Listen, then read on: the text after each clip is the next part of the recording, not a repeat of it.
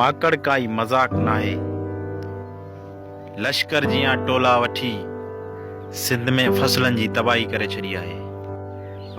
सिंध जा आबादगार ऐं हारी परेशान नज़र आया।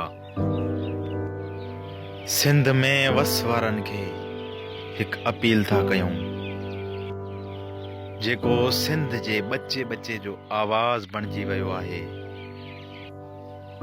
माकड़ मारियो सिंध बचायो, माकड़ मारियो सिंध बचायो। माकड़ मारियो सिंध बचाओ। छा हिन सिंध जे बचे बचे जो आवाज़ वस वारनि जे कननि ते पहुचंदो? माकड़ मारियो सिंध बचायो।